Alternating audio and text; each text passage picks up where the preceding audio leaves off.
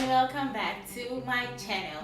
So today, I was going to make a cake for a client and I thought to myself, why not film it, So I was to makeup, put on a wig. This wig, I got this wig from Think Nicey, She's on Instagram as Think Nicey and also on YouTube as Think Nicey. She makes YouTube videos. She's quite popular on YouTube. She makes YouTube videos on how to style your wigs and stuff.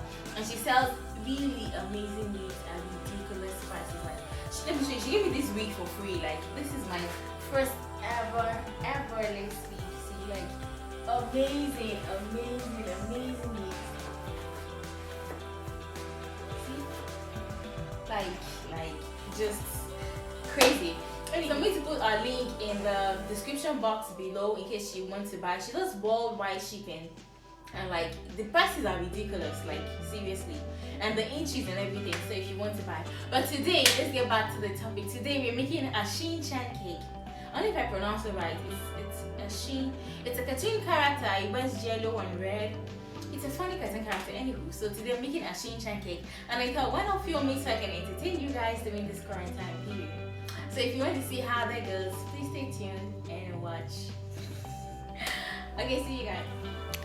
So guys, what I did was to like print the thing I wanted to form. Like, I looked for some pictures on Google. Usually I get my pictures on Google, and then I sent them for edible printing, and then I got it printed out on an edible sugar paper. And so now what I'm going to do with this cake is I'm going to try to outline the sides of the printing. The first thing I did was to cut out like an extra paper so I don't get my edible printing dirty, and I don't want it to be wet and stuff because it easily gets dirty and things like get stuck to it and everything, and that's not what you want. So what I did was I cut out a paper, like an A4 paper, in the outline of the thing I printed so I can use it to trace my cake. So now what we're going to do is we're going to trim the cake and this is a red velvet cake, obviously, that I made the night before. So, and I made sure it was very cold. Like I told you initially, I made a video on how to carve cakes for beginners. If you're a beginner, this kind of cake is an amazing start for you if you want to start learning how to carve, because like carving something intricate, you're just trying to form a particular shape.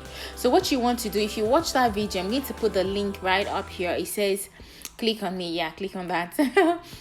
It's how to carve, like for beginners, how to carve whatever it is you want to carve. Like there are tips and tricks on how you can carve it better, and one of the tricks I showed you in that video is you have to make sure whatever it is you're carving with, whatever kind of cake it is, it might be a chocolate cake, a red velvet cake, vanilla cake, make sure it is cold, like really cold or frozen. It's better if you keep it in the freezer for around 1 hour or 2, but like it is best if it's not like frozen but like cold, so that the crumbs of the cake can all together, and when you carve it won't be falling apart basically. Okay, so now that I'm done carving and I already cleaned my my board of the yama stuff, so now I'm going to crumb coat my cake with some buttercream. Usually I use white chocolate to crumb coat my cake, but for this particular cake, for cakes like this that have like rounded edges, it's best if you use something soft like buttercream, because those edges really come out well when you're smoothing and when you smoothen with the right tool or with the right method. So today I'm going to show you guys also how to smoothen like a curved edge, instead of like the regular thing is most people want it to have sharp edges, but for this cake we want it to have a curved edge. So I'm going to show you how to do that without having to buy maybe any specific tool, and it's going to be really smooth and nice. So now we already covered our cake in fondant and so you're going to smoothen the top before you try to like start cleaning out the sides of it. So we're going to smoothen the sides as well. I'm going to tuck the fondant underneath the cake with a sharp knife.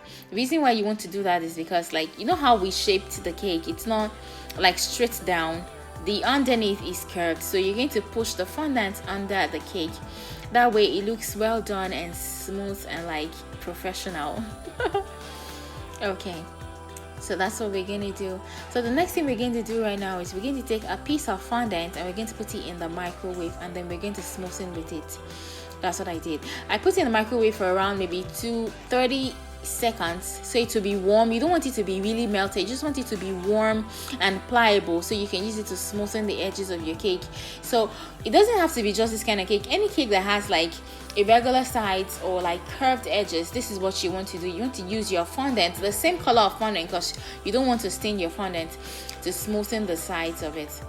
So that's what we have done. So right now I'm trying to like take off the excess cornstarch on top of my cake.